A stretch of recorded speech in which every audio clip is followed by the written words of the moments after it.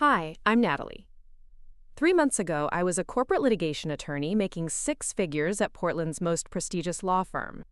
Today, I'm sitting in a studio apartment in Eugene, Oregon, but I've never felt richer. You see, sometimes losing everything is the only way to find out what you're actually worth. Before we jump back in, tell us where you're tuning in from, and if this story touches you, make sure you're subscribed, because tomorrow, I've saved something extra special for you. It started with a single phone call at 6:47 a.m. on a Tuesday. My brother Marcus's voice was sharp, accusatory, completely lacking the warmth I'd grown accustomed to during our weekly check-ins. "The Oregon State Bar called Dad last night," he said without preamble. "They're investigating you for bribery, Natalie. What the hell did you do?" I was standing in my downtown Portland condo, still in my silk pajamas, coffee mug frozen halfway to my lips. The morning light streaming through my floor-to-ceiling windows suddenly felt harsh, invasive. "What are you talking about?" I managed to whisper.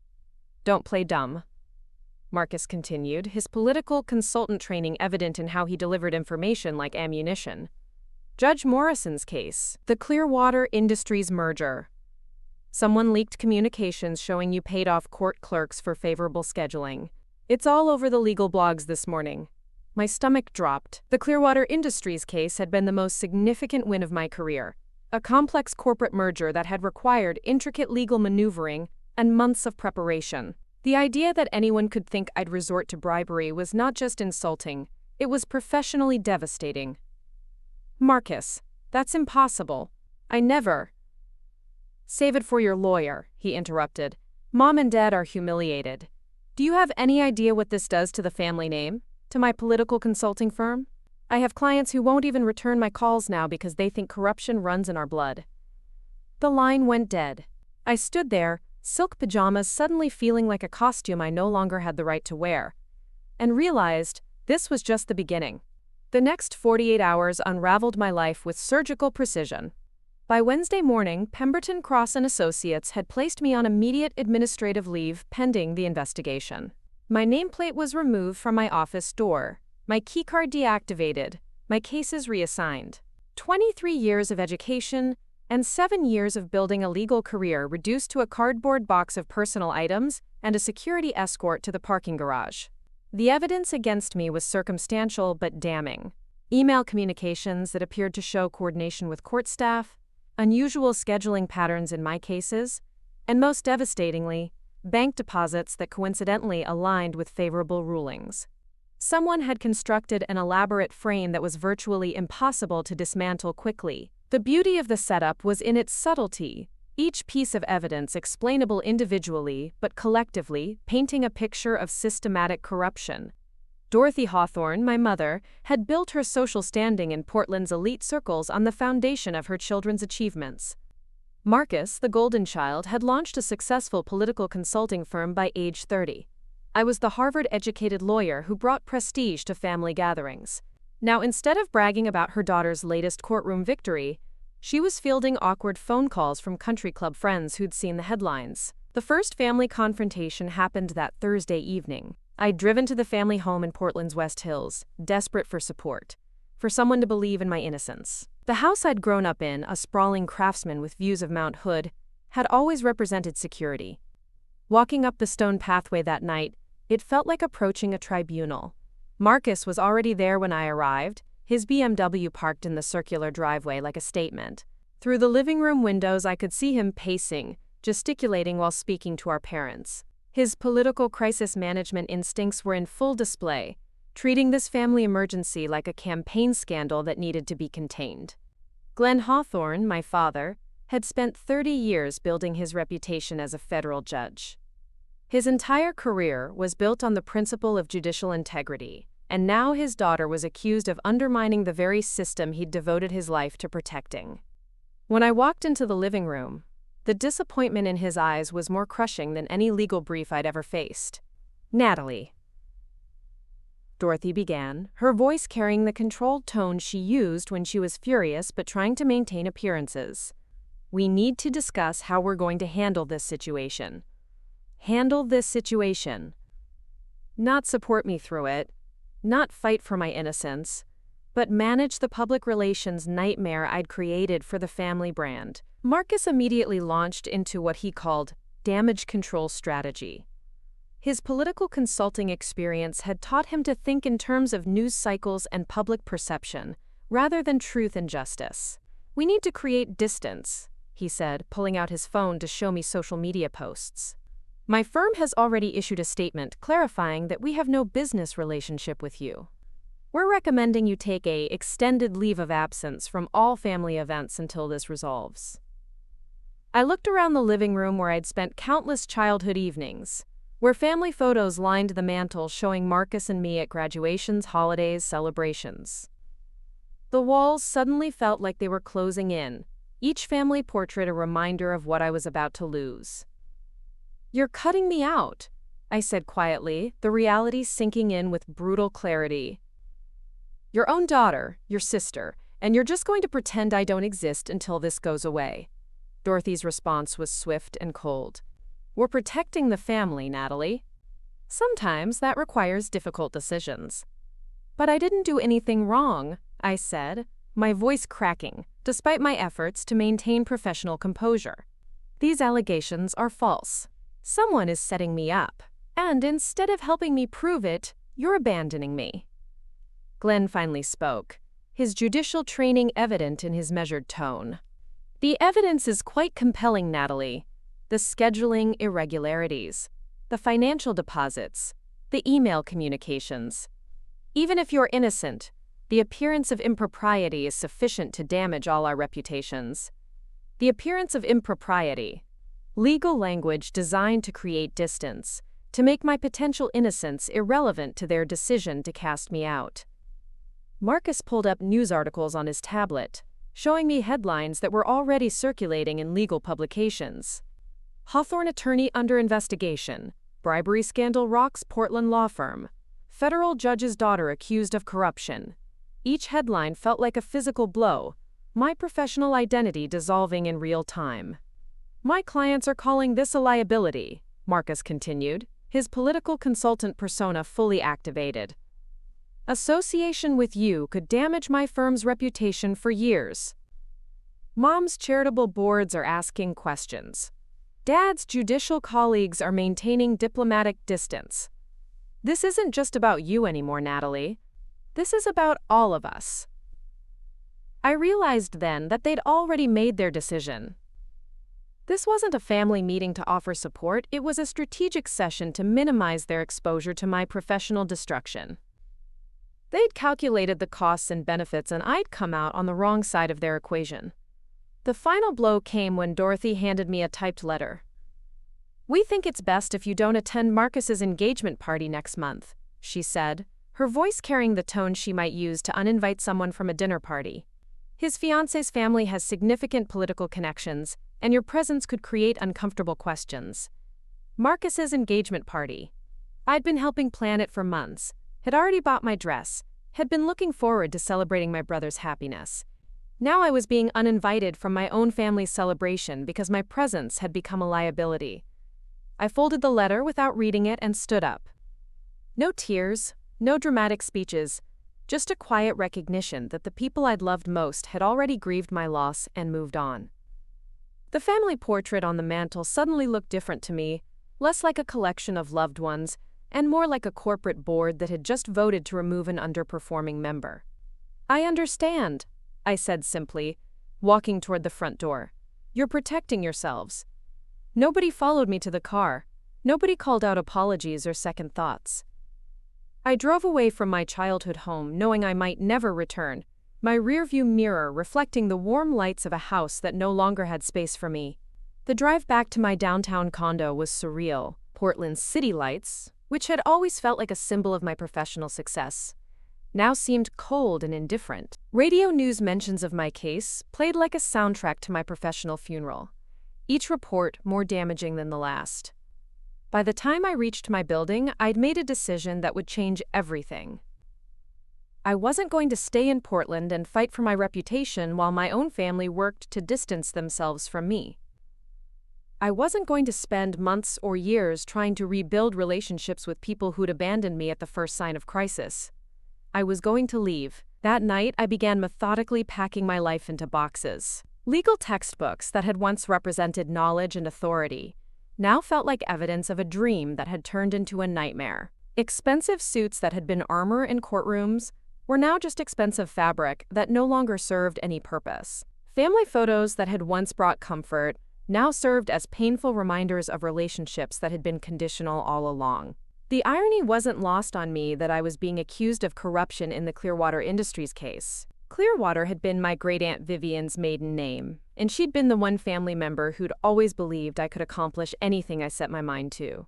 Aunt Vivian had been different from the rest of the Hawthorne family, less concerned with appearances and more interested in substance. She died 2 years earlier, leaving behind a legal legacy that had inspired my own career path. Vivian Clearwater had been a pioneering attorney in the 1960s and 70s, one of the first women to argue cases before the Oregon Supreme Court. Her personal law library was legendary among legal scholars, containing rare books and documents that traced the evolution of American jurisprudence. After her death, the family had been too busy to deal with her estate properly. Preparing and narrating this story took us a lot of time, so if you are enjoying it, subscribe to our channel. It means a lot to us. Now back to the story. Leaving her affairs in legal limbo while everyone focused on more immediate concerns. As I packed my law school diplomas, I found myself thinking about Aunt Vivian's stories of fighting for justice when the legal system was stacked against women, when appearance and connections mattered more than competence and integrity. She would have understood what I was facing now, the way institutional bias could destroy a career regardless of actual guilt or innocence. By dawn on Friday, my condo was filled with packed boxes and the hollow echo that comes when a life is being dismantled. I'd made arrangements to put everything in storage and had found a small apartment in Eugene, 2 hours south of Portland. Eugene was a college town, far enough away to start over but close enough to return if I ever found a way to clear my name. The last item I packed was a framed photo of Aunt Vivian and me from my law school graduation. She'd been so proud that day, telling everyone who would listen that I was going to carry on the family tradition of legal excellence. Looking at that photo, I realized she'd been the only family member who'd ever truly seen me as more than just a reflection of their own ambitions. My final morning in Portland, I drove through the city one last time. Past the courthouse where I'd won my first case. Past the law firm where I'd built my career. Past the coffee shop where I'd studied for the bar exam. Each location held memories of a person I used to be, a professional identity that had been systematically destroyed by accusations I couldn't yet prove false. The Oregon State Bar investigation was ongoing, but my lawyer had warned me it could take months or even years to fully resolve. In the meantime, my license was suspended, my career was in ruins, and my family had made it clear I was on my own. As I merged onto Interstate 5 heading south toward Eugene, I didn't look back. The rearview mirror showed Portland disappearing behind me, along with everything I'd worked to build over the past 7 years. But for the first time since that devastating phone call from Marcus, I felt something that might have been relief. I was free from the expectations, the appearances, the constant pressure to reflect well on the Hawthorne family name. Whatever came next, it would be entirely my own creation, built on my own terms according to my own values. The accusations against me were false, and eventually I would find a way to prove that. But first, I had to survive the fall from grace and figure out who Natalie Hawthorne was when she wasn't trying to live up to everyone else's definition of success. The drive to Eugene took exactly 2 hours and 17 minutes. I know because I was counting every mile, every minute, every heartbeat that carried me further away from the life I'd lost and closer to whatever came next. By the time I reached the city limits, the morning fog was lifting, revealing a landscape that looked entirely different from the urban sophistication of Portland. Eugene felt like a place where I could disappear, where nobody knew my name or cared about my family's reputation. It was exactly what I needed, a blank slate, where I could start over without the weight of expectations or the burden of appearances. I didn't know it then, but that drive to Eugene was the beginning of the most important journey of my life. Not just geographically, but personally and professionally. I was about to discover that losing everything you think you want is sometimes the only way to find everything you actually need. The Budget Inn on Lancaster Drive in Salem became my temporary refuge during those first dark weeks. $28 a night for a room that smelled like industrial disinfectant and featured a single window overlooking the parking lot of a defunct auto parts store. The bedspread was the color of mustard and felt like sandpaper, but it was mine in a way that my downtown Portland condo had never been. I paid for a week up front with cash, telling the desk clerk I was visiting family. He didn't ask questions, just handed me a key attached to a plastic diamond that said, "Room 127 inches" in faded gold letters. The room had no phone, no coffee maker, no luxury amenities I'd grown accustomed to.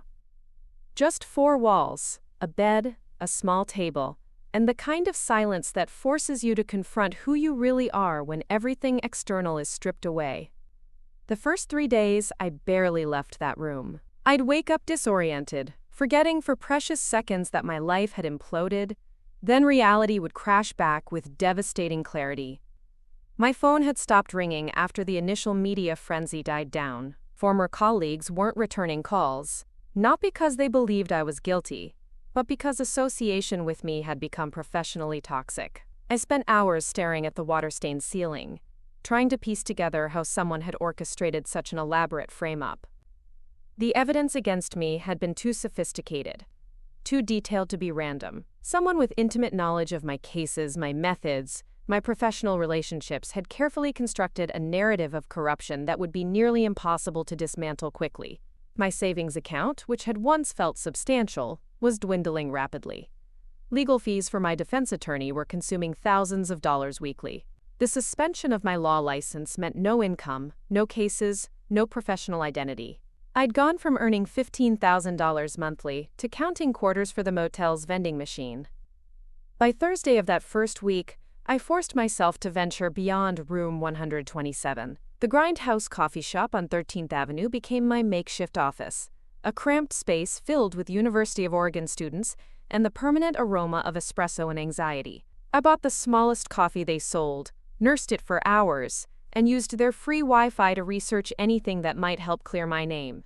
The barista was a graduate student named Trevor, who eventually stopped asking if I wanted refills and just quietly brought me fresh coffee every few hours. He had the kind eyes of someone who recognized desperation without judging it. "Rough patch?" he asked one afternoon, setting down a cup I hadn't ordered. "You could say that," I replied, not looking up from my laptop screen where I was reading legal precedents about professional misconduct cases. "Whatever it is, it's not permanent," Trevor said, moving back to his station. "Nothing ever is."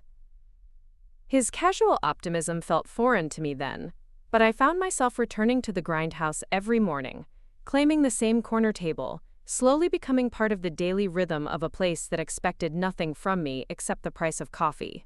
The University of Oregon's law library became my second sanctuary. My Harvard law degree still carried enough weight to grant me research privileges, even though my Oregon bar license was suspended. I spent entire days in the stacks, surrounded by legal texts that had once been tools of my profession and now served as lifelines to maintain some connection to the career I'd lost. Research revealed that professional misconduct cases like mine followed predictable patterns. The initial allegations created a media firestorm that dominated headlines for several days.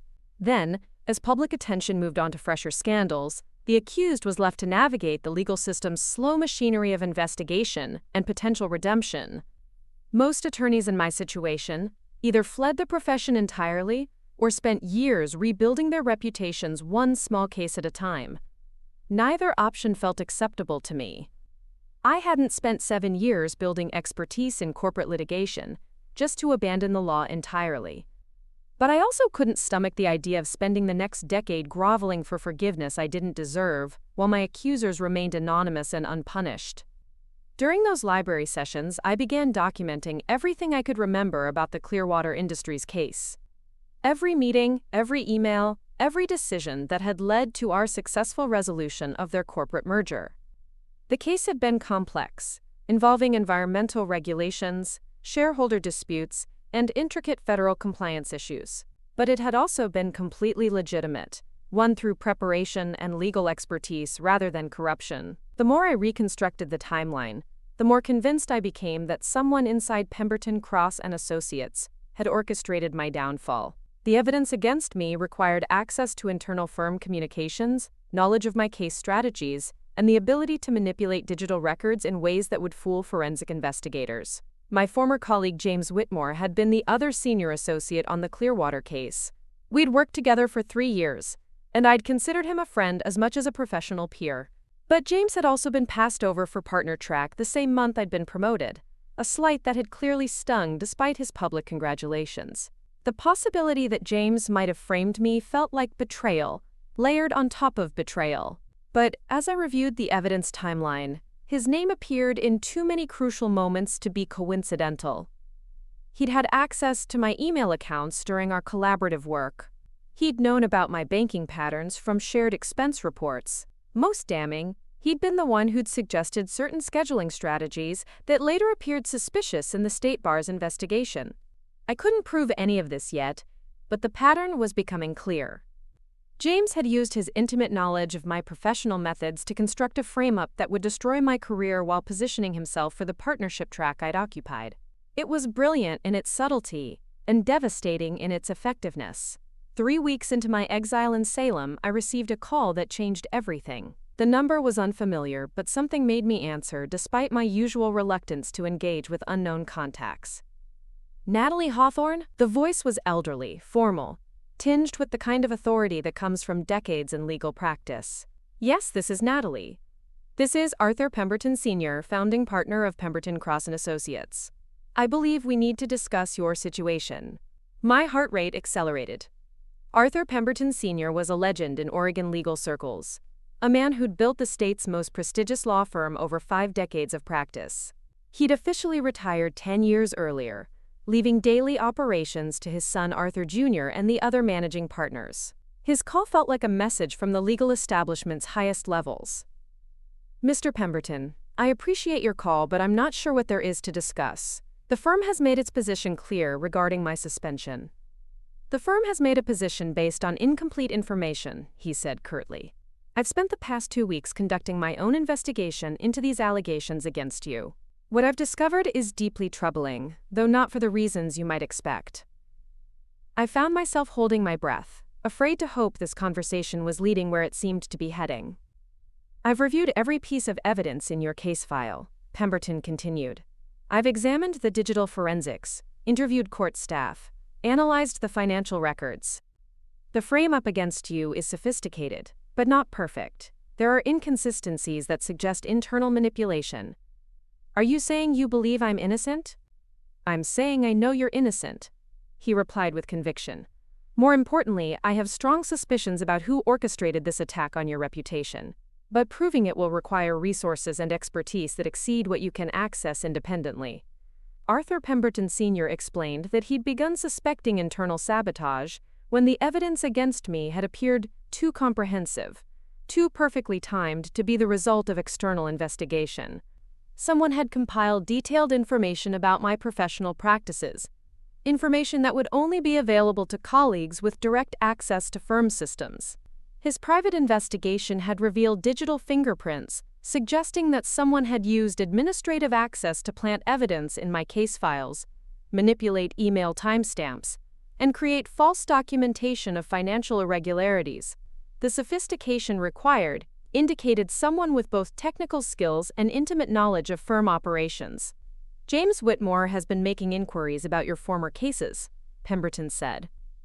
He's positioned himself as the natural replacement for your client relationships and has been remarkably well prepared to assume your responsibilities, almost as if he'd been planning for your departure. The confirmation of my suspicions felt like vindication and devastation simultaneously. James hadn't just been a colleague who'd betrayed me. He'd been a friend who'd systematically destroyed my life for his own professional advancement. What do you want from me, Mr. Pemberton? I want to offer you something my son and his partners were too hasty to withdraw, he said. The full resources of this firm to clear your name and destroy the career of whoever tried to destroy yours. Arthur Pemberton Sr. proposed a strategy that was both legally sound and professionally devastating for my accusers. Rather than simply defending against the state bar charges, we would launch a comprehensive counterattack that would expose the frame-up and hold those responsible accountable through both professional sanctions and civil litigation. His plan required me to work closely with the firm's forensic accountants and digital security experts. We would reconstruct the timeline of evidence manipulation, identify the digital signatures of whoever had planted false information, and build an airtight case that would not only clear my name, but destroy James Whitmore's legal career permanently. The irony was perfect. The man who'd tried to steal my professional opportunities would lose his own career in the process of my vindication. But Pemberton's offer came with a condition that gave me pause. "This strategy will require you to return to Portland immediately," he said.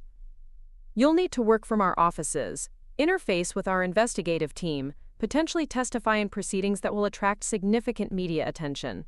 Are you prepared for that level of public scrutiny?" I thought about the budget inn room that had become my sanctuary, the quiet anonymity of Salem, the gradual healing that came from being invisible. Returning to Portland meant facing the colleagues who'd abandoned me, the family who'd rejected me, the professional community that had presumed my guilt. But it also meant fighting back. "When do we start?" I asked. "Tomorrow morning," Pemberton replied. 9 a.m. sharp. We have a career to rebuild and a reputation to destroy." That night, I packed my few belongings from room 127 with something I hadn't felt in weeks: purpose. The mustard-colored bedspread and water-stained ceiling had served their function, providing shelter during the worst period of my professional life. But I was ready to stop hiding and start fighting. The drive back to Portland felt different from my desperate flight south 3 weeks earlier. This time, I wasn't running away from a destroyed life, but returning to reclaim it. The city lights that had seemed cold and indifferent during my exile now looked like a battlefield where I had allies and ammunition.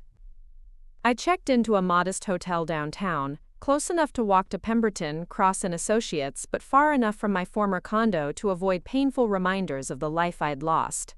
The room was clean, professional, anonymous, in the way that suited my current needs perfectly. Before going to sleep that night, I did something I hadn't done since the crisis began. I called Aunt Vivian's estate attorney to inquire about the status of her will. Vivian Clearwater had been the only family member who'd ever truly understood my passion for the law, and somehow it felt important to reconnect with her legacy as I prepared to fight for my own.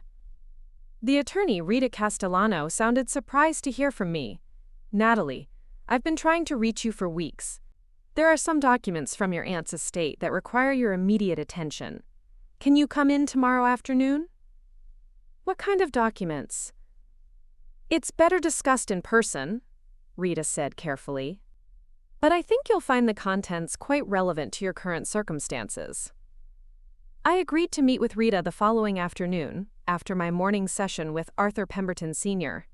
Something in her tone suggested that Aunt Vivian's estate held surprises that might change everything about my situation.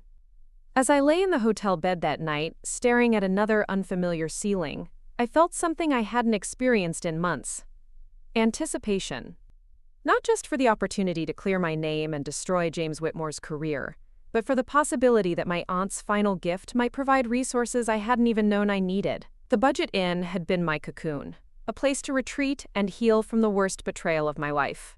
But I was done being a victim. Tomorrow I would begin the process of becoming something far more dangerous: a lawyer with nothing left to lose and everything to fight for. The last thing I remembered before falling asleep was Trevor the barista's casual comment: "Nothing ever is permanent." He'd meant it as comfort during my darkest period, but now it felt like a promise. My exile was ending, and my real battle was about to begin. Portland's morning traffic had never sounded so welcoming. Arthur Pemberton Sr.'s office occupied the entire top floor of the downtown Portland building that bore his family name.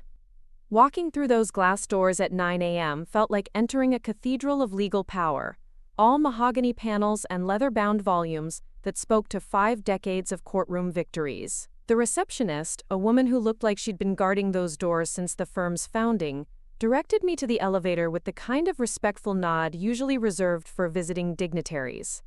Pemberton himself was waiting when the elevator opened directly into his private suite. At 78, he carried himself with the bearing of a man who'd never lost an argument that mattered, his silver hair perfectly styled and his navy suit impeccable despite the early hour. But his eyes held something I hadn't expected, genuine anger on my behalf. "Natalie," he said, extending a firm handshake. "Thank you for trusting me with this fight. I promise you, by the time we're finished, James Whitmore will wish he'd chosen a different profession entirely." The conference table was already set, with file folders, legal pads, and a presentation screen that displayed what looked like a complex timeline. 3 other people were present: Linda Chang, the firm's forensic accountant, David Rodriguez, their cybersecurity specialist, and Susan Parker, a private investigator whose reputation in legal circles was legendary. "Before we begin," Pemberton said, settling into his chair, "I want you to understand the scope of what we've uncovered. This wasn't simply professional jealousy or opportunistic sabotage. This was a calculated, long-term campaign designed to destroy your career and steal your professional achievements." David Rodriguez activated the presentation screen, which displayed a digital forensics analysis that looked like something from a cybercrime investigation. "We've identified 17 separate instances of unauthorized access to your firm accounts over the past 8 months. He began, his voice carrying the precision of someone who dealt in digital evidence. All traced back to a single user credential that was cloned from James Whitmore's administrative access. The timeline showed a pattern of infiltration that was breathtakingly systematic. James had been accessing my email accounts, copying confidential communications, and documenting my case strategies months before the Clearwater Industries merger had even reached critical stages. He'd been building his frame up while we were still collaborating on cases, smiling at me across conference tables while secretly gathering ammunition to destroy my career. "The financial evidence against you was particularly sophisticated," Linda Chang added, spreading bank records across the table. "Someone created shell accounts using variations of your personal information, then structured deposits to coincide with favorable court rulings in your cases. But they made one critical error." She pointed to a series of transactions that had seemed damning during the initial investigation. "The timing was too perfect. Real corruption leaves messy financial trails because people are trying to hide money movement. These deposits were designed to be discovered, which means they were planted as evidence rather than actual bribes." Susan Parker, the private investigator, opened her own file folder with the satisfaction of someone who'd solved a particularly challenging puzzle. "James Whitmore has been remarkably busy since your suspension," she said. "He's assumed responsibility for 4 of your major clients, negotiated partnership terms that coincidentally became available after your departure, and has been positioning himself as the firm's expert in corporate merger law." The betrayal felt fresh all over again, hearing the extent of James's planning laid out in such clinical detail. This hadn't been an impulsive decision to frame me after I'd been promoted over him. He'd been systematically positioning himself to benefit from my destruction for months, maybe even years. "There's more," Pemberton said quietly. "Show her the communications, Susan." Parker pulled out a series of printed emails that made my hands tremble as I read them. Internal firm communications where James had subtly planted doubts about my ethics, suggested that my success rate was suspiciously high, hinted that my client relationships might involve improper inducements, all carefully worded to seem like professional concern rather than character assassination. The most damning was an email he'd sent to Arthur Pemberton Jr. 3 days before the bribery allegations surfaced publicly. "I'm concerned about some irregularities I've noticed in Natalie's case files," James had written. "Perhaps we should quietly review her recent victories to ensure they meet our ethical standards." He'd been preparing the groundwork for my downfall while still pretending to be my friend and colleague. Every lunch we'd shared, every case we'd collaborated on, every professional confidence I'd trusted him with, had been weaponized in service of this elaborate betrayal. "The question now," Pemberton said, "is how we want to proceed. We have enough evidence to clear your name with the state bar and restore your license. But I'm recommending we go further." David Rodriguez changed the presentation to display what looked like a legal strategy flowchart. "We can file civil suits for defamation, intentional interference with business relationships, computer fraud, and conspiracy. James Whitmore won't just lose his job, he'll lose his license permanently and face potential criminal charges. The prospect of complete professional destruction for James felt like justice, but something held me back from immediate agreement. Perhaps it was the memory of my own devastation, the way it felt to have everything stripped away in a matter of days. Or perhaps it was a recognition that revenge, however justified, might not provide the satisfaction I expected. What about the firm's liability, I asked. Pemberton, Cross & Associates employed James, gave him access to the systems he used to frame me, failed to detect his activities, despite sophisticated security measures. Don't they bear some responsibility? Arthur Pemberton Sr. smiled with what looked like genuine admiration. That's exactly the kind of thinking that made you such an exceptional attorney, he said. Yes, the firm bears institutional liability for this situation, which is why I'm prepared to offer you something beyond simple vindication. He slid a document across the table that looked like a partnership agreement. We're offering you a senior partnership position, effective immediately upon the resolution of your case. Full equity stake, your choice of practice areas, complete autonomy over case selection and client relationships. The partnership offer was everything I'd worked toward before my career was destroyed, but receiving it now felt complicated. This was the same firm that had abandoned me at the first sign of crisis, the colleagues who'd presumed my guilt rather than investigating the allegations against me. I appreciate the offer, I said carefully, but I need time to consider whether returning to Pemberton, Cross & Associates is the right path forward. Something in Pemberton's expression suggested he'd expected this response. There's something else, he said. Something that might influence your decision about your future in ways we haven't discussed yet. Before I could ask what he meant, his assistant knocked on the conference room door. Mr. Pemberton, Rita Castellano is here for Ms. Hawthorne's 2 o'clock appointment. I'd forgotten about my meeting with Aunt Vivian's estate attorney in the intensity of the morning's revelations about James's betrayal. Rita Castellano entered the conference room carrying a leather briefcase that looked like it had seen decades of important legal business. Natalie, Rita said, embracing me with the warmth of someone who'd known me since childhood. I'm so sorry about everything you've been through. Your aunt would have been furious about how your family handled this situation. Arthur Pemberton Sr. stood to leave, but Rita gestured for him to stay. Actually, Mr. Pemberton, your presence might be helpful for what I need to discuss with Natalie. Rita opened her briefcase and withdrew a sealed envelope that bore my name in Aunt Vivian's distinctive handwriting. Your aunt left specific instructions that this letter was to be delivered to you only in the event of significant professional or personal crisis. I've been monitoring your situation through the legal community, and I believe we've reached that threshold. My hands shook slightly as I opened the envelope. Aunt Vivian's letter was written on her personal stationery, the same cream-colored paper she'd used for all her correspondence throughout my childhood. My dearest Natalie, the letter began. If you're reading this, then you've encountered the kind of professional adversity that tests not just your legal skills, but your character and resilience. I've structured my estate specifically to provide you with resources that will allow you to pursue justice on your own terms, free from the constraints and compromises that institutional practice often requires. The letter continued with details that made my breath catch.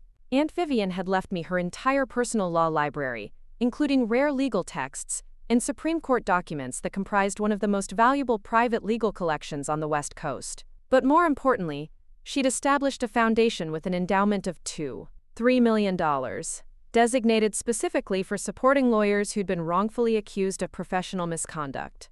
The Clearwater Legal Justice Foundation, the letter explained, is designed to provide both financial resources and institutional support for attorneys who've been targeted by false allegations. You'll serve as the Foundation's executive director, with complete autonomy over case selection and resource allocation. Rita Castellano spread additional documents across the conference table, including Foundation bylaws, endowment statements, and tax documentation that had been prepared years earlier but sealed until this moment. Your aunt was remarkably prescient about the challenges you might face, Rita explained. She structured this foundation specifically to address the kinds of professional attacks that can destroy innocent lawyers' careers. Arthur Pemberton Sr. examined the foundation documents with obvious admiration. Vivian Clearwater was always ahead of her time, he said. This kind of institutional support for wrongfully accused attorneys is exactly what the legal profession needs. The foundation came with office space in a downtown Portland building that Aunt Vivian had owned, complete with conference rooms, legal research facilities, and administrative support staff. More importantly, it provided the independence to pursue justice without depending on traditional firm partnerships or client relationships. "There's one more thing," Rita said, producing a final document from her briefcase. "Your aunt specifically requested that if you were ever framed for professional misconduct, the foundation should retain the services of the best private investigation and legal defense team money can buy. She pre-approved a budget of $500,000 for your complete vindication." The magnitude of Aunt Vivian's planning was overwhelming. She hadn't just left me money, she'd anticipated the precise kind of crisis I was facing and structured resources specifically designed to address it. The foundation would allow me to help other lawyers who'd been falsely accused while also pursuing my own complete vindication. "Your aunt believed," Rita continued, "that lawyers who've been wrongfully attacked often become the strongest advocates for justice, because they understand personally how the system can be manipulated against innocent people." David Rodriguez looked up from reviewing the foundation documents. "With these resources, we could launch a comprehensive investigation that goes beyond just clearing your name. We could expose systematic corruption within legal institutions, document patterns of professional sabotage, create precedents that protect other attorneys from similar attacks." The possibility of transforming my personal crisis into institutional change felt like exactly the kind of legacy Aunt Vivian would have envisioned. Rather than simply returning to traditional practice, I could build something that addressed the underlying problems that had allowed James to nearly destroy my career. Susan Parker was already taking notes about expanded investigation possibilities. With a $500,000 budget, we could hire forensic accounting teams, cybersecurity experts, private investigators in multiple jurisdictions. We could build a case that not only vindicates you but creates new legal standards for professional misconduct allegations. Arthur Pemberton Sr. nodded approvingly. The Clearwater Legal Justice Foundation could become a powerful force for protecting attorneys' rights and ensuring due process in professional discipline cases. I found myself thinking about all the lawyers who'd faced similar false allegations without access to the resources and support I was now being offered. How many careers had been destroyed by sophisticated frame-ups like the one James had orchestrated against me? How many innocent attorneys had been forced to accept plea bargains or professional sanctions because they couldn't afford the kind of comprehensive defense I was now able to mount? "I accept the foundation directorship," I said, my voice carrying new conviction. "And I want to use these resources not just to clear my name, but to create systems that protect other lawyers from the kind of attack I've experienced." Rita smiled with obvious satisfaction. "Your aunt would be proud of that decision. She always said you had the potential to change the legal profession for the better." The afternoon session transformed into strategic planning for what would become the most comprehensive legal defense and counterattack in Oregon legal history. With the foundation's resources, we could hire additional private investigators, forensic accountants, cybersecurity experts, and media consultants to ensure that the truth about James's frame-up received maximum public attention. David Rodriguez outlined a digital investigation that would trace every aspect of James's infiltration of my accounts, document the sophisticated methods he'd used to plant evidence, and create a timeline that would be impossible for any reasonable observer to dismiss. Linda Chang described financial analysis that would prove the artificial nature of the deposits used as evidence against me, while also uncovering any additional financial fraud James might have committed. Susan Parker proposed expanding the investigation to examine whether James had targeted other attorneys within the firm or elsewhere. "Sophisticated fraud like this rarely happens in isolation," she explained. "There may be other victims we haven't identified yet." The meeting concluded with plans for a coordinated media campaign that would transform the narrative around my case from defending against allegations to exposing systematic corruption within the legal profession.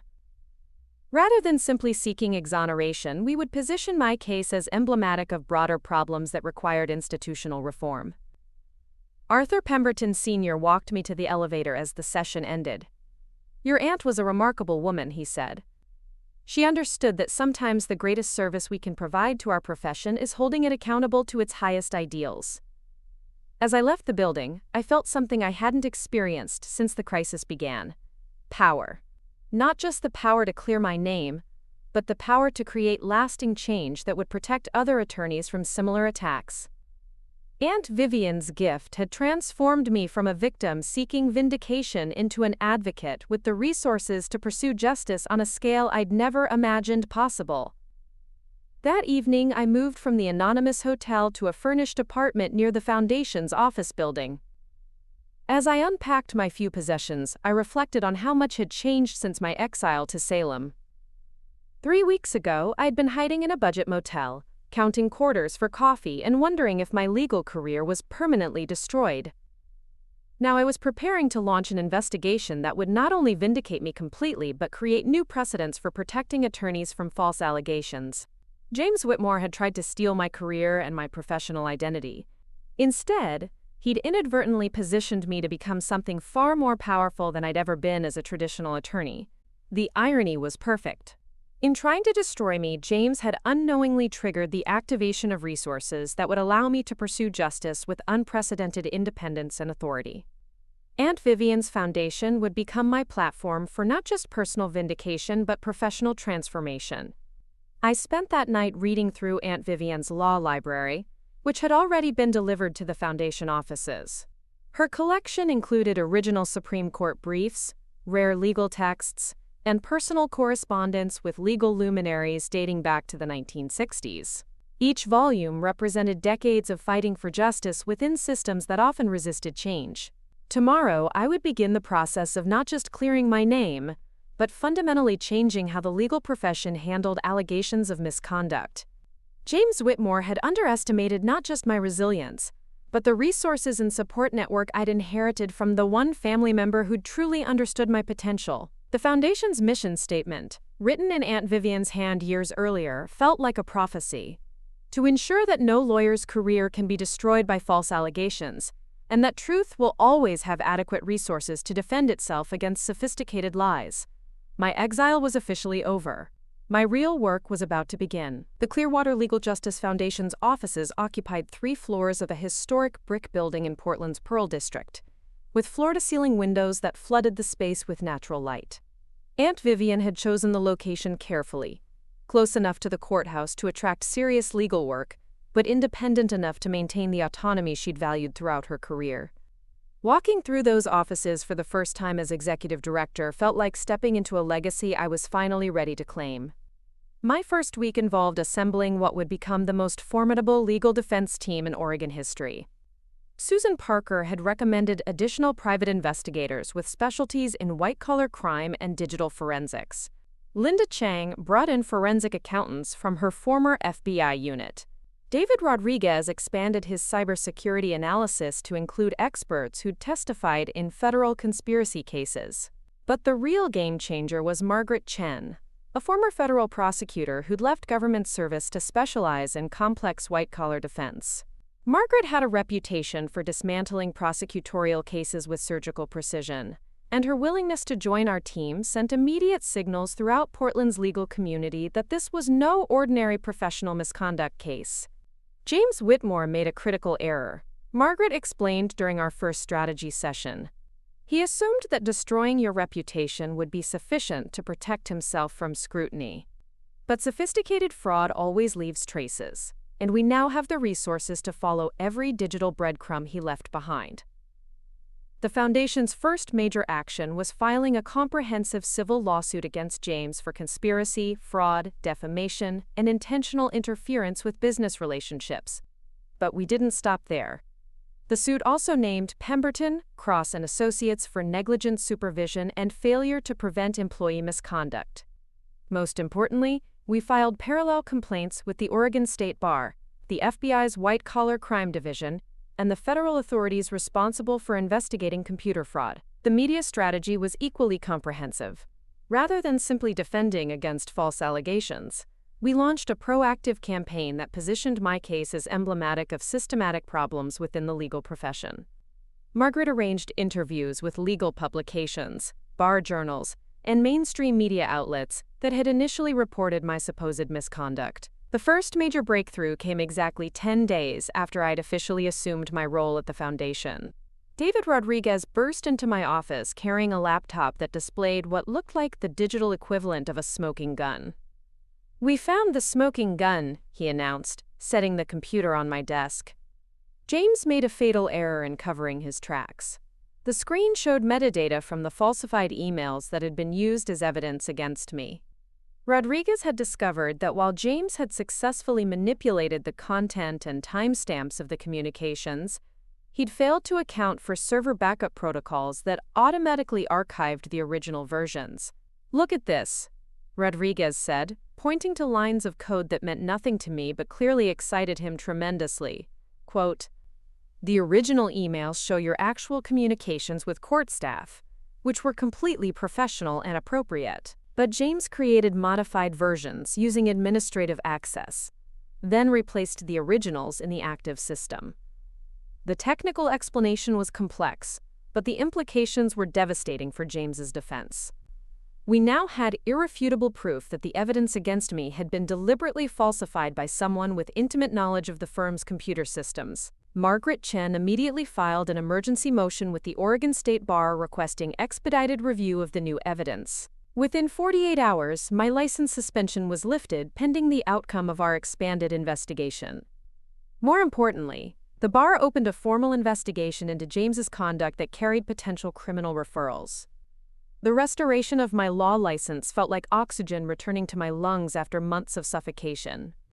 I was officially a practicing attorney again, with the full authority to represent clients and appear in court, but I had no intention of returning to traditional practice. The foundation had given me something far more valuable than a partnership at a prestigious firm: the power to pursue justice without compromise or institutional constraints. 2 weeks after the license restoration, I received a phone call that changed the trajectory of the entire case. The number was familiar, one I'd avoided answering for months despite repeated attempts to reach me.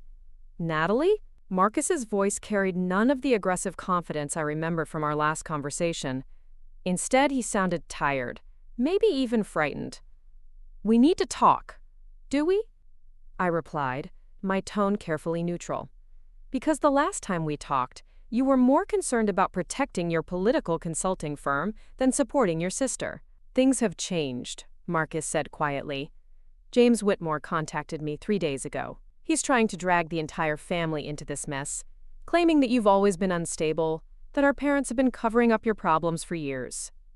The audacity of James's strategy was breathtaking. Having failed to destroy me through false bribery allegations, he was now attempting to undermine my credibility by suggesting I had a history of mental health issues that my family had concealed.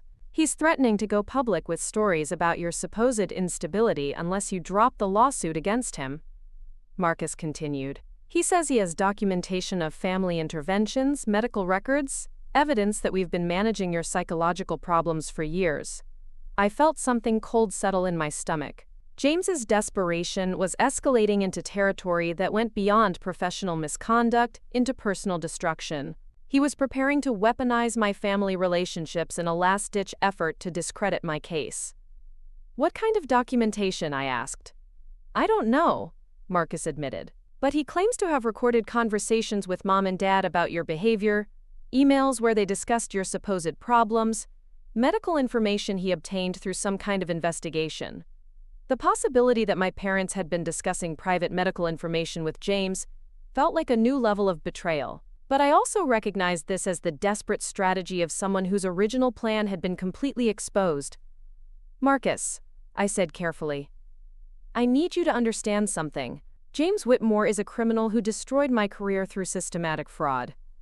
He's facing potential federal charges and the complete destruction of his professional life. If he's threatening to attack me through family relationships, it's because he has no legitimate defense left." "But what if he actually has some of this information?" Marcus asked. "What if there are things that could hurt not just you, but all of us?" The question revealed everything I needed to know about my family's priorities. Even now, facing clear evidence of my innocence and James's guilt, Marcus was more concerned about potential embarrassment than supporting my pursuit of justice. "Then you'll have to decide," I said, whether you're going to stand with your sister or continue protecting yourselves from imaginary consequences. I ended the call without waiting for his response. Within minutes, I was on the phone with Margaret Chen, explaining James's escalation into personal attacks and family intimidation. "This is actually good news for our case," Margaret said with the satisfaction of someone who'd seen desperate defendants make fatal errors before. "Threatening witnesses and attempting to intimidate family members are separate federal crimes. James just expanded his legal exposure significantly." Margaret immediately contacted the FBI's Portland office to report the witness intimidation. She also filed an emergency motion for a restraining order that would prevent James from contacting any members of my family or disseminating private information obtained through illegal means. But James's desperation was far from over. The next escalation came in the form of a lawsuit filed against me personally, claiming that my pursuit of vindication constituted malicious prosecution and defamation against him. The suit sought $10 million in damages and requested an injunction that would prevent me from continuing my investigation. The audacity was stunning.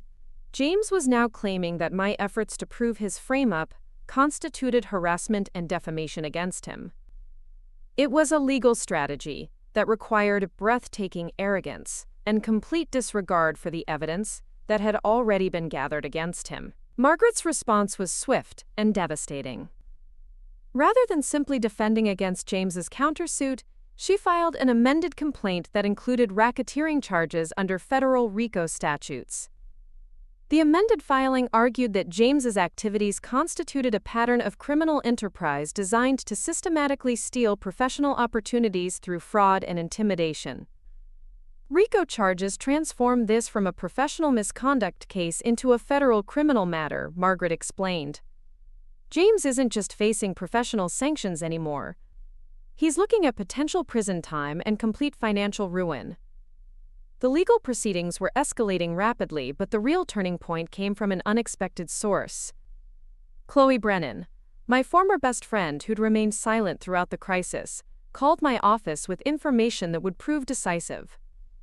"Natalie," Chloe said, her voice shaking with what sounded like guilt and fear, "I need to tell you something about James. Something I should have told you months ago. We met that afternoon at a small cafe near the foundation offices, far enough from downtown legal circles to ensure privacy." Chloe looked like she'd aged years in the months since we'd last spoken, her usual confidence replaced by obvious anxiety. "James approached me 6 months before your case exploded," she began, stirring her coffee nervously. "He said he was concerned about your ethics, that he'd noticed irregularities in your work that suggested possible misconduct. The timeline aligned with David Rodriguez's digital forensics, showing when James had begun systematically accessing my firm accounts. He'd been building his case against me while simultaneously reaching out to my personal contacts to plant seeds of doubt about my character. He asked me to document any unusual behavior, any signs that you might be under stress or making poor decisions." Chloe continued. "He said he was trying to help you, that early intervention might prevent a larger scandal." I felt my hands tighten around my coffee cup. James had been manipulating my closest friend into gathering intelligence that could be used to undermine my credibility if his frame-up was discovered. "I didn't take it seriously at first," Chloe said. "But he kept calling, asking questions about your personal life, your relationships, whether you'd ever talked about financial pressures or ethical shortcuts." The systematic nature of James's planning was becoming clear. He hadn't just targeted my professional reputation, he'd attempted to build a comprehensive character assassination that would make it impossible for me to credibly deny his allegations. "There's more," Chloe said, reaching into her purse to withdraw an envelope.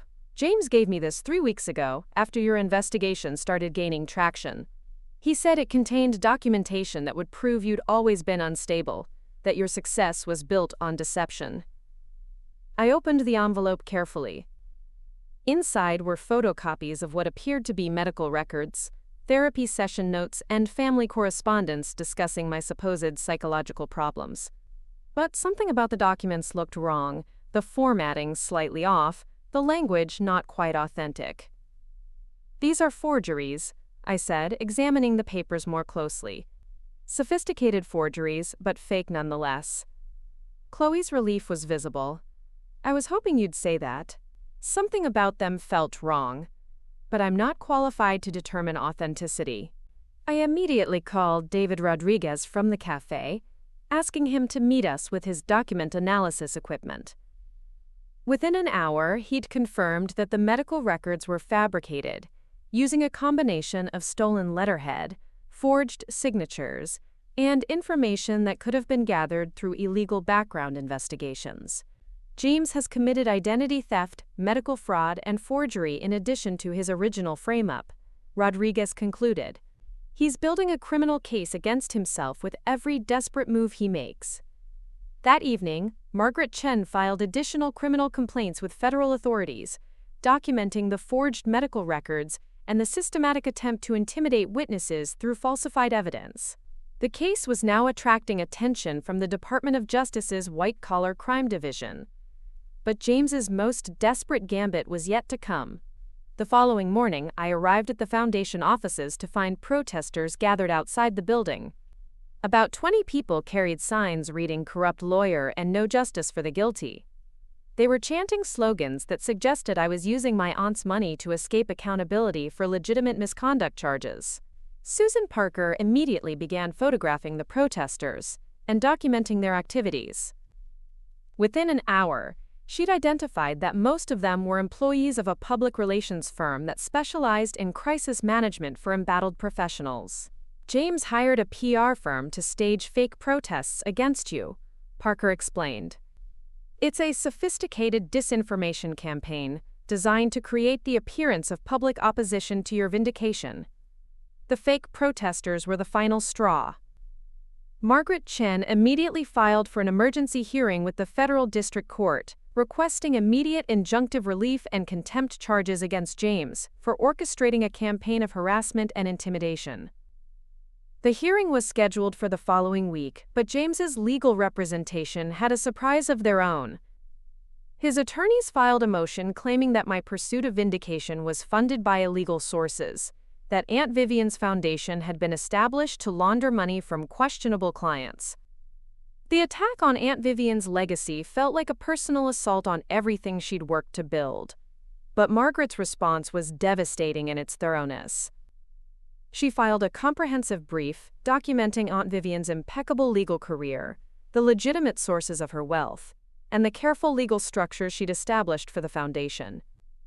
More importantly, Margaret subpoenaed James's financial records, revealing that he'd spent over $200,000 on the public relations firm, private investigators targeting my family, and legal fees for his increasingly desperate defense. The money had come from accounts that showed suspicious activity, suggesting he'd been embezzling from client funds at Pemberton Cross and Associates. The embezzlement discovery transformed the case completely. James wasn't just a jealous colleague who'd framed an innocent attorney. He was a criminal who'd been stealing client money to fund his attacks against me. Arthur Pemberton Jr. immediately fired James and began cooperating with federal investigators. Within days of the embezzlement revelation, James's entire defense collapsed. His attorneys withdrew from representation, citing irreconcilable differences and potential conflicts of interest.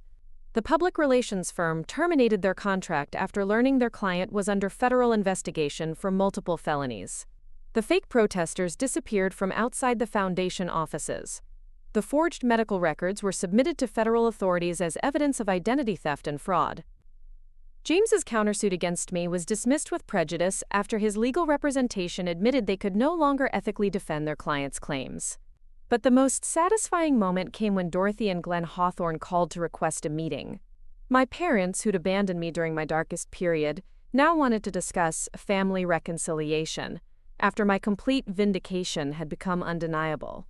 I agreed to meet them, but not out of any desire for reconciliation. I wanted them to understand exactly what their lack of support had cost, and what my independence from their approval had gained me. The meeting was scheduled for the following week, after the federal court hearing that would determine James's fate and officially close the chapter on his attempt to destroy my life and career. Standing in my office that evening, looking out at the Portland skyline where I'd once thought my career was finished forever, I felt something I'd never experienced before: complete professional autonomy, combined with unlimited resources to pursue justice. James Whitmore had tried to steal my career and destroy my life. Instead, he'd positioned me to become something far more powerful than I'd ever been as a traditional corporate attorney. The foundation gave me independence that no law firm partnership could match, resources that exceeded what most attorneys could access in an entire career, and a mission that aligned perfectly with my deepest values. Tomorrow's hearing would officially end James's legal career, and likely result in federal criminal charges that could send him to prison.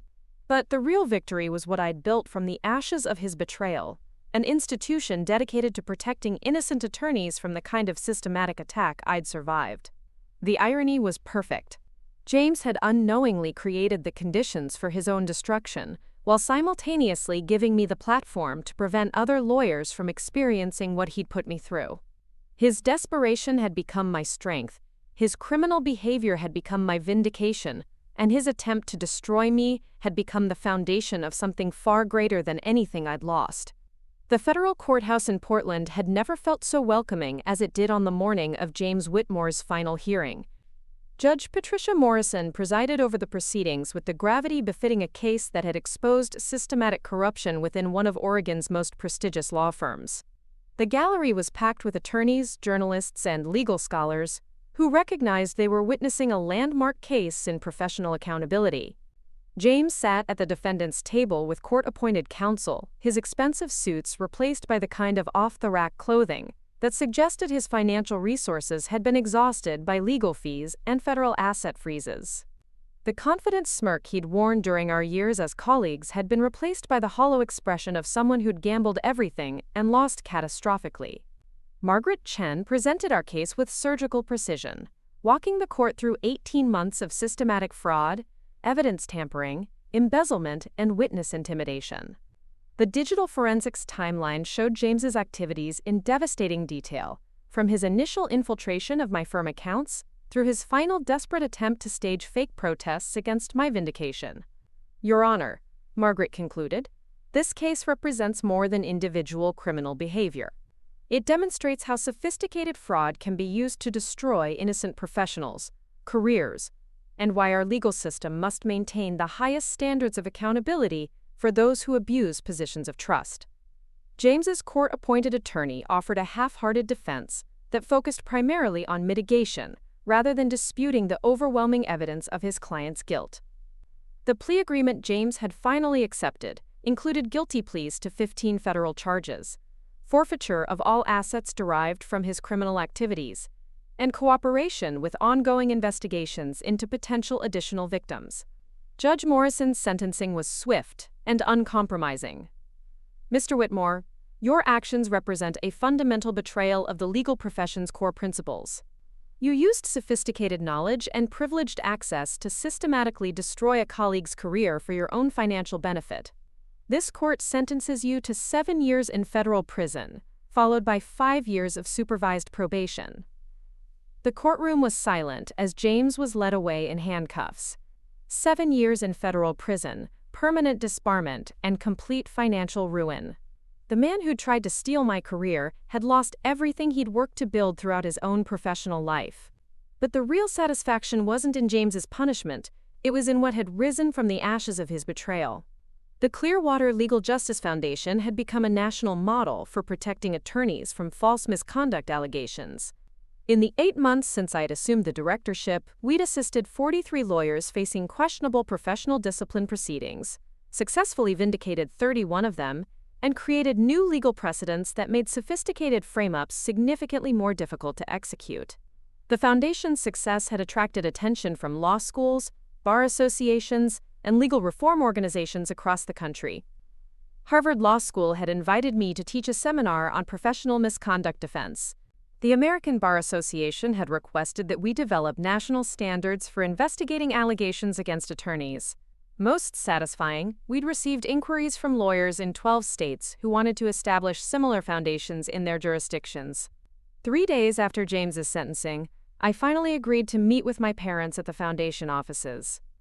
Dorothy and Glenn Hawthorne arrived precisely on time, their usual punctuality masking what I suspected was significant anxiety about our first face-to-face conversation, since they'd abandoned me during the crisis. They sat across from me in the Foundation's main conference room, surrounded by law books and case files that represented the work I'd built independently of their approval or support. Dorothy fidgeted with her purse strap in a way that suggested she was genuinely nervous, while Glenn maintained the composed demeanor he'd perfected during 3 decades of federal judicial service. "Natalie," Dorothy began carefully, "we owe you an apology. We handled your situation poorly, and we understand now that we failed you when you needed our support most." The apology felt rehearsed, as if they'd discussed the precise wording beforehand to minimize their liability while acknowledging their mistakes. I waited for them to continue, curious to see how they would attempt to repair relationships they'd damaged so completely. "We were concerned about appearances," Glenn added, with the measured tone he'd used throughout his judicial career. "Federal judges face particular scrutiny, and any association with professional misconduct allegations could have compromised my position on the bench." Their explanation revealed everything I needed to know about their priorities. Even now, they were framing their abandonment of me as a reasonable response to legitimate concerns, rather than acknowledging the moral failure it represented. "I understand your concerns," I replied evenly, "but you made a choice to protect your reputations rather than support your daughter. That choice had consequences for our relationship that can't be undone by apologies." Dorothy's composure cracked slightly. "But we're family, Natalie. Surely we can move past this difficult period and rebuild our relationships."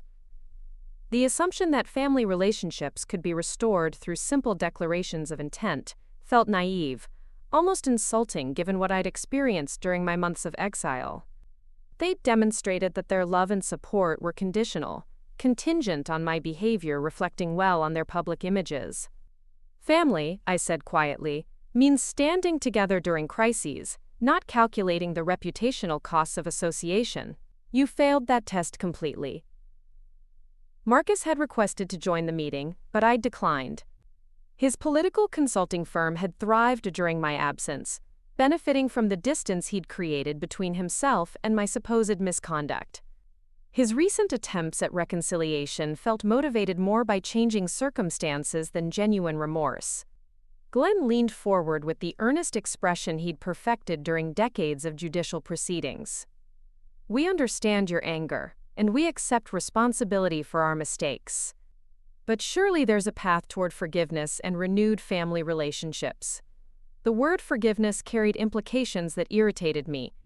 They were framing this conversation as if my unwillingness to immediately restore our relationships represented some kind of moral failing on my part, rather than natural consequences of their choices. "Forgiveness isn't the issue," I explained. "Trust is. You demonstrated that your support for me was conditional on my success reflecting well on your public images. That kind of conditional relationship isn't sustainable." Dorothy's eyes filled with tears that looked genuine, though I'd learned not to trust emotional displays from people who'd proven themselves capable of such calculated abandonment. "What can we do to repair this?" she asked. "How can we prove that we've learned from our mistakes?" The question revealed their fundamental misunderstanding of the situation. They were approaching this like a public relations problem that could be solved through appropriate gestures and statements, rather than recognizing the profound breach of trust that had occurred. "You can't prove anything," I said simply. "Trust is built through consistent behavior over time, and you destroyed decades of trust through your actions during the most difficult period of my life." The meeting continued for another hour, but the fundamental dynamic remained unchanged. My parents wanted restoration of our previous relationships without acknowledging the full consequences of their behavior. I wanted them to understand that some damage couldn't be undone through apologies and good intentions. We ended the conversation with polite expressions of hope for gradual improvement, but I had no illusions about the likelihood of meaningful reconciliation. They'd revealed their true priorities during my crisis, and that revelation couldn't be erased through subsequent regret. 2 weeks later, I received news that felt like the final chapter in the saga that had transformed my life. Pemberton, Cross & Associates was dissolving as a partnership, unable to survive the reputational damage from harboring a criminal employee who'd systematically defrauded clients and destroyed innocent colleagues' careers. Arthur Pemberton Sr. called personally to inform me of the firm's closure, and to offer his final apology for the institution's failure to protect me from James's criminal behavior.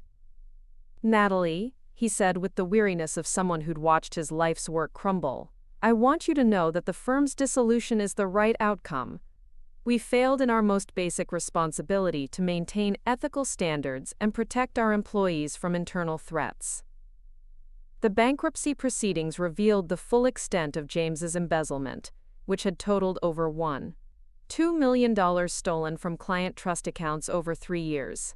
His criminal activities had been far more extensive than anyone had initially realized, involving multiple victims who'd never suspected their attorney was systematically stealing from them. Several former Pemberton colleagues reached out to congratulate me on my vindication and to apologize for their failure to support me during the crisis. Most of these apologies felt hollow, motivated more by changing circumstances than genuine remorse. But a few former colleagues, particularly junior associates who'd been powerless to influence firm policies, seemed genuinely relieved that justice had been served. The most meaningful contact came from Trevor, the barista from the grindhouse who'd shown me kindness during my darkest period in Salem. He'd followed the case through news reports and wanted to express his satisfaction with the outcome. "I knew you'd figure it out," he said during a phone call that brought back memories of his quiet encouragement when I'd felt completely powerless. "You had that look of someone who wasn't going to give up." His simple faith in my resilience felt more valuable than all the professional congratulations I'd received from legal colleagues who doubted my innocence until the evidence became overwhelming. 6 months after James's sentencing, I stood before the Oregon State Supreme Court to receive formal recognition for the Clearwater Legal Justice Foundation's contributions to legal reform. The ceremony felt surreal, being honored by the same institutional system that had initially presumed my guilt based on sophisticated lies. Chief Justice Patricia Nakamura presented the award with words that acknowledged both my personal vindication and the broader implications of the work we'd accomplished through the foundation. "The Clearwater Legal Justice Foundation represents the legal profession at its best," she said, "transforming personal adversity into institutional improvement that protects all members of our professional community." The audience included attorneys from across the state who'd followed my case and understood its significance for their own professional security. Many approached me afterward to share their own stories of colleagues who'd faced false allegations, emphasizing how the foundation's work provided crucial protection for innocent attorneys. But the most meaningful moment came when Rita Castellano, Aunt Vivian's estate attorney, handed me a sealed envelope that had been discovered among Vivian's personal papers during final estate processing. "Your aunt left instructions that this letter should be given to you only after you'd successfully established the foundation and proven its effectiveness." Quote, Rita explained, "I think today qualifies as the appropriate moment." I opened the letter that evening in my apartment, sitting in the reading chair where I'd spent countless hours reviewing case files and planning legal strategies that had transformed my professional destruction into institutional reform. "My dearest Natalie," Aunt Vivian's letter began, "if you're reading this, then you've not only survived the crisis that activated the Foundation's resources, but transformed that crisis into something that will protect other attorneys for generations to come." The letter continued with reflections on her own career, fighting for justice within systems that often resisted change, and her pride in knowing that her resources had been used to create lasting institutional improvements. "I always knew you had the strength to overcome whatever challenges you faced," she wrote. "But I hoped you'd also have the wisdom to use your survival as a platform for helping others who might not have access to the same resources and support networks." The letter's final paragraph brought tears to my eyes for the first time since the crisis began. "You've honored everything I hoped to achieve through my own legal career by building something that will outlast both of us. The foundation isn't just my legacy, it's yours, and it will continue protecting innocent attorneys long after we're both gone." A year after James's sentencing, the Clearwater Legal Justice Foundation had assisted 97 attorneys facing questionable professional discipline proceedings, successfully vindicated 82 of them, and established satellite offices in 6 additional states. The work had evolved beyond simple defense services to include prevention programs, educational initiatives, and legislative advocacy for professional accountability reforms. The Foundation's annual report documented impact that exceeded my most optimistic projections. We'd saved careers, protected families, preserved professional reputations, and created legal precedents that made sophisticated frame-ups significantly more difficult to execute successfully. But the most satisfying aspect of the work wasn't the statistics or recognition, it was the individual lives we'd protected from the kind of systematic destruction James had attempted to inflict on me. Every vindicated attorney represented a family that hadn't been torn apart, a career that hadn't been stolen, a reputation that hadn't been destroyed through lies and manipulation. The foundation had also attracted phenomenal legal talent. Margaret Chen had joined as chief litigation counsel, bringing her federal prosecution experience to bear on complex defense cases. Susan Parker had established the foundation's investigative division, training a new generation of private investigators who specialized in professional misconduct defense. David Rodriguez had created a cybersecurity consulting service that helped law firms protect themselves from internal threats. Together, we'd built something that addressed not just individual cases but systematic problems within the legal profession's disciplinary processes. The foundation had become a national resource for attorneys facing false allegations, providing both immediate assistance and long-term institutional reforms. The work had also changed me in ways I hadn't anticipated. The traditional corporate litigation practice I'd lost no longer seemed appealing compared to the foundation's mission-driven focus on protecting innocent professionals. I discovered that using legal skills to defend the defenseless provided satisfaction that exceeded any financial compensation or professional prestige. 2 years after James's sentencing, I received a letter that brought the story full circle.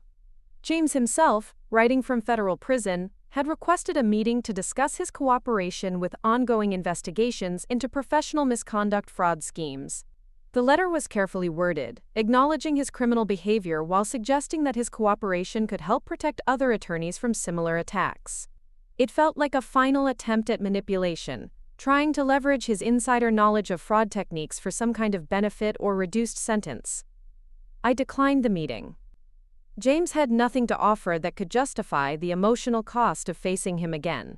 His cooperation with federal investigators was compelled by his plea agreement, not motivated by genuine remorse or desire to make amends.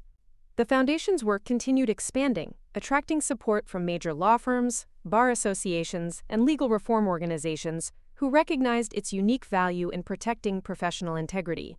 We'd established an endowment that would fund the foundation's operations indefinitely, ensuring that future generations of attorneys would have protection against the kind of systematic attacks I'd survived. Most importantly, we'd created a model that other professions were beginning to adopt. Medical professionals, engineers, accountants, and other licensed professionals faced similar vulnerabilities to false allegations and professional sabotage. The foundation's methods and resources were being adapted to protect innocent professionals across multiple industries. Standing in my office on a spring morning 3 years after my career had been destroyed and rebuilt, I reflected on the journey that had transformed personal catastrophe into institutional reform. James Whitmore's attempt to steal my professional life had inadvertently positioned me to build something far more valuable than any traditional legal career could have provided. The irony remained perfect. His criminal behavior had created the conditions for his own destruction, while simultaneously giving me the platform and resources to prevent other professionals from experiencing what he'd put me through. Every attorney we'd helped, every career we'd saved, every family we'd protected represented the ultimate refutation of his attempt to destroy me. The foundation had received dozens of letters from attorneys we'd assisted, thanking us for protection they'd needed but never expected to require. Many described the terror of facing false allegations, the isolation of professional abandonment, the financial devastation of mounting legal defense costs without income to support them. One letter particularly moved me, from a young attorney in Seattle who'd been falsely accused of client fund misappropriation by a partner who'd actually been embezzling money himself. The foundation's intervention had not only cleared her name, but exposed the true criminal, saving her career while protecting other potential victims. "You gave me my life back," she wrote, "but more importantly, you gave me hope that justice actually exists when innocent people are willing to fight for it." That letter, along with dozens of others, reminded me daily why the foundation's work mattered beyond my own vindication. Every successful case represented someone who might have lost everything if sophisticated fraud had been allowed to succeed unopposed. The legal profession had been fundamentally changed by our work. Bar associations had adopted new investigation protocols that made evidence tampering more difficult. Law firms had implemented security measures that protected employees from internal threats. Courts had established precedents that required higher standards of proof for professional misconduct allegations. But the most important change was cultural. The foundation had demonstrated that false allegations could be defeated through comprehensive investigation and unlimited resources dedicated to truth. Potential perpetrators now understood that sophisticated frame-ups carried enormous risks, while innocent attorneys knew that effective defense was available regardless of their personal financial resources. As I prepared to leave the office that evening, I paused to look at the wall where I'd hung Aunt Vivian's original letter to me, the one that had predicted I would build something significant, even when I couldn't see the path forward. Next to it hung the foundation's mission statement, written in her handwriting years before I'd understood what it would mean to my own life. To ensure that no attorney's career can be destroyed by false allegations, and that truth will always have adequate resources to defend itself against sophisticated lies. Those words had been prophetic, describing exactly what the foundation had accomplished through 3 years of comprehensive legal defense and institutional reform. Aunt Vivian had somehow known that I would need both the resources and the mission to transform personal adversity into lasting professional protection. The foundation's work would continue long after my own retirement, protecting attorneys who hadn't yet been born from threats that hadn't yet been conceived. We'd created something permanent, something that would outlast all of us while serving the highest ideals of the legal profession. James Whitmore had tried to steal my career and destroy my life. Instead, he'd unknowingly given me the opportunity to build something far more valuable, an institution dedicated to ensuring that truth and justice would always have adequate resources to prevail against lies and manipulation. The journey from professional destruction to institutional reform had been longer and more difficult than anything I'd experienced during my traditional legal career. But it had also been more meaningful, more impactful, and more aligned with my deepest values than any partnership at a prestigious firm could have provided. Standing in the foundation offices that had become my true professional home, surrounded by case files representing lives we'd protected and careers we'd saved, I felt something I'd never experienced as a corporate attorney. Complete alignment between my work and my values, unlimited resources to pursue justice, and the knowledge that my efforts would continue protecting innocent professionals for generations to come. The man who tried to destroy me had instead positioned me to become something far more powerful than I'd ever imagined possible. His ultimate failure had become my ultimate success. His criminal behavior had become my vindication, and his attempt to steal my career had become the foundation of something that would protect countless others from experiencing what he'd put me through. That was justice. That was victory. That was the life I'd built from the ashes of his betrayal. Up next, you've got 2 more standout stories right on your screen. If this one hit the mark, you won't want to pass these up. Just click and check them out.